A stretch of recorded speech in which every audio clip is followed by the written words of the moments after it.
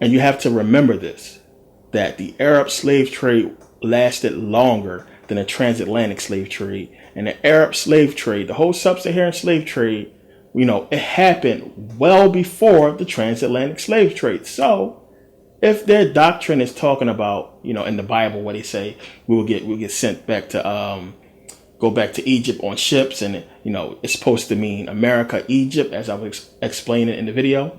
If that's the case, they want you to believe that somehow we was able to escape. All the Hebrews was able to escape the Arab slave trade, and not one of them was caught up in that slave trade. And that's something that you have to be crazy to accept and to believe, that not one Hebrew was caught in the sub-Saharan slave trade. And if that's the case, then that destroys their argument.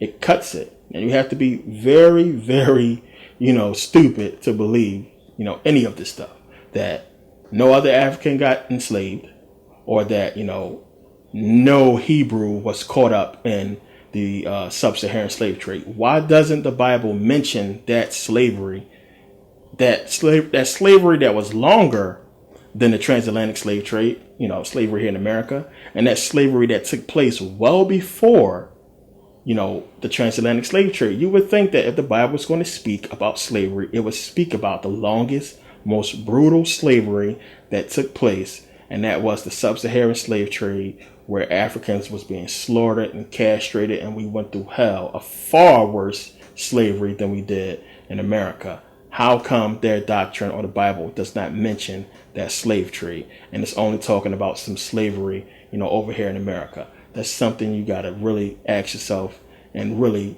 look at when you're dealing with their doctrine. So we know for sure, of course, obviously, that other Africans was enslaved. We know obviously that it wasn't just Hebrews who was enslaved, because you have to think about it. Was the Songhai people Hebrews? No. Was the Mali people Hebrews? No. Was the Kumasi Hebrews? No.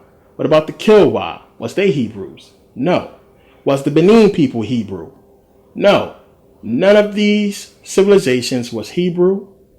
We know that the Songhai was Muslim. We know that the Mali Empire had predominantly Muslim, and they were all enslaved. And the proof shows us this. So this destroys that whole argument that the Hebrews are saying that only Hebrews was enslaved, and that Africans only sold Hebrews into slavery.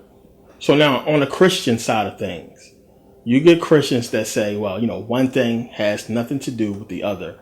When you say, well, we shouldn't deal with this Bible because, it was given to us in slavery, we shouldn't deal with it. The Christian argument is, well, one has nothing to do with the other, that the white man simply used the Bible and misrepresented it or misinterpreted it to the black people during slavery to make us think it said something else. So they say, well, it takes nothing away from the message of Jesus Christ. It takes nothing away from any of that. And we should accept the Bible because it's a good book. Jesus this, God that, read the Bible, all the crap that they say. But that's until a smart person, a person who has common sense, comes along and examines that whole thing and asks them this question: what Bible? What Bible are you referring to that we should follow? Because you can't be referring to the Bible that was used to teach the Africans about Christianity. What Bible was that? We don't have that Bible, and none of you has seen that Bible. None of you. You got to remember, slavery took place before 1611, before the King James Version, the only Bible that you people know. You don't know about the other Bibles. We have, prior Bibles. You know about, the codexes and stuff like that, but have you read them? Were you taught them? Everything you know about Christianity religion now, did you learn from any of the ancient manuscripts? No. You learned from the 1611 King James Bible. And when did we get that? During slavery. Plain and simple. Not before slavery, during slavery. So we was being enslaved. We was already under slavery. Meanwhile, they putting together this 1611 King James Bible that just so happened, to give to us during slavery. And we grow up, with this Bible, learning this doctrine. You don't know what they taught them at the beginning of slavery. When slavery started and before slavery, when they introduced the religion, they used different Bibles that said totally different things. And if you watch my videos, I've proved that. Different things. We know they said different things. So we can't say that this Bible, it's just a good book and, it was used in the wrong way. When they created a Bible specifically to, basically enslave Africans and to basically rob us of our history and, our wealth. And the Bible does that because it basically says that in the name of God, that the white man was allowed to basically, take over. The white man was put in charge. Because you have to ask yourself, when you read this Bible verse, Romans 13, 1 and 2 says, let every soul be subject unto the higher powers, for there is no power but of God. The powers that be are ordained of God. Listen again. The powers that be are ordained of God. Whosoever therefore resisteth the power, resist the ordinance of God, and they that resist shall receive to themselves damnation. Now, who are the powers that be? As I said before, the powers that be. You're talking about the government, or we could say the white man, but to be more politically correct, your government structure, the powers that be. So, when you get a book that's saying something to that effect, and this same book is also not condemning, slavery, but condoning slavery. When you had Jesus himself saying that, you're going to get beat. This is what's going to happen to you. They're going to whoop your butt. If you don't listen to them, if you don't be your master, this is what's going to happen to you. Not shunning it, but condoning it, telling you what's going to happen. When you have a book that speaks to this, when you have a book that's basically saying that we are cursed people, then you obviously had to look at this book as suspect when we get it during a time of slavery. So we get basically in prison, taken as prisoners of war, enslaved, and then they give us this book.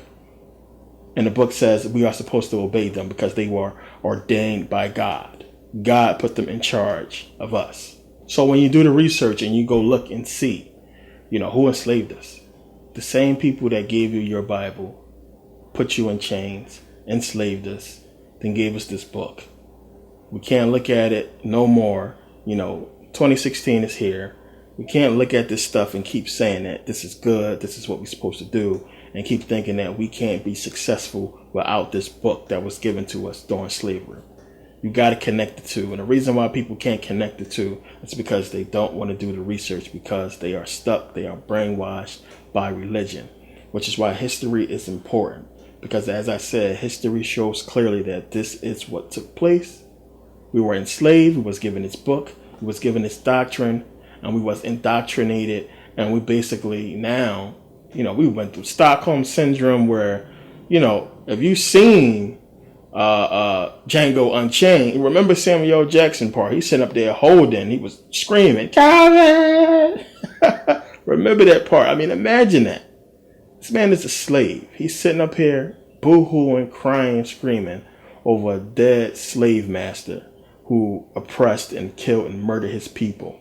And this is what took place and what's still taking place with people who got this whole slave mentality, and they are, a slave to religion, a slave to the Bible, because they simply don't want to do the research and separate themselves from the book, because they believe if they do, then some kind of, ill fate will befall them. So yes, when you start reading the Bible, there are some good things in there. There are some good lessons to be learned, some good things that you can take from the book. But when you start examining these things further, yes, if God exists and Jesus was real and everything, it is good to obey him, to follow his laws, follow his rules. But is it good to follow his rules if he's telling you to eat children, or to murder children, or kidnap children, to destroy entire civilizations of people? Is that good? Where do you go with that kind of command? if somebody tells you that, kill your son. Take your son to an altar, pull him, lay him down on the block like a lamb, and slay him. Kill him. Your own son, flesh and blood. Okay, Lord, I'll do it. Take you up there. Oh no, I was just bullshitting. Come on. I gotta wake up and see. You already know. Everything that you stand for, everything that people fight for, they do so because they believe it's good, it's the right thing to do. And then you have somebody come and challenge that who you never seen, you don't know exists at all, who challenges that, and you're just going to take his side because a book said so. So, as I said before, you get people who believe that it's okay because God said so. But if your own child was taken and killed, murdered, raped, kidnapped, or what have you, and they caught the guy and he said, yeah, well, I killed your kid because God told me to. What you going to say? You going to say he was crazy. And he ain't hear from no God. He was crazy. Even if they go to the man's house and they find Bibles everywhere and all kinds of religious stuff, I mean, you're still going to just say he's crazy because deep down, it's some bullshit. And this is the stuff that I speak to a lot because you got to understand. Let's stop playing the games. Nobody's answering you back. You're not talking to nobody when you pray. It's all junk. So now I wanted to get into the whole debate thing. There's no debate. And that's one of the main points I'm making in this video so you can understand there is no debating religion. How are you going to do such a thing? How can you debate religion when you have a person who's coming from a position of facts, evidence, proof, and a person who's coming from a position of faith? And it's all you have as a religion. You have faith. You don't have any proof or facts. That's all you have is faith. The Bible does not in no way, or the Quran or the Torah, it does not in no way come from proven history. It don't come from proven facts, which is why the religions require faith, because there's no proof. So you can't bring that into a court of law and try to argue with a person who has facts, who has proof and evidence, and say, well, judge, just believe me. You're going to lose that case 100% of the time. Plain and simple. That's what's going to take place. So there's really no debate. People get caught up in this debate thing. And, it feels good, like I said, to just go ahead and sock it to one of these religious people because they're a fraud. But there is no debate. There's nothing to debate about. Now, the argument can be completely settled. It can be crushed from a standpoint of common sense. And that's one of the things that we don't use when it comes to the Bible. People don't use common sense. When you're conscious and you start digging into the book, common sense just destroys it because you always ask yourself, why put the tree there? Why put the tree there? If the tree is that important, why put it there? Why put Adam and Eve, who 4-year-olds, by this important tree? Why do it? They don't have the mental capacity to comprehend what it means to disobey, which is why they disobeyed. They got enticed and, they basically got seduced. They got tricked by a clever snake who is supposed to be Satan. And he is a divine being of infinite, who knows, power. So to cast them out of the garden, it just don't make sense. The whole story is suspect. And you always ask that question. It's like, why put the tree there? How could God not know that, Satan was there? You read the Bible, it says that God knows all things. He knows all. There's nothing, no creature on this earth that God doesn't know about. Anything, what it says, anything in all creation, God knows. He knows what's going to happen. The Bible says that in many cases, God knows, he knows, but he didn't know that this serpent, this powerful enlightened being, was in the garden near his tree. So when you start using common sense, the whole Bible folds, and we all know that. Everybody who reads it and studies it knows it doesn't stand up to scrutiny, based on common sense. So you can't have an intelligent debate with a person who believes that a 500-year-old man spent 100 years building an ark and put 2 of every animal on it.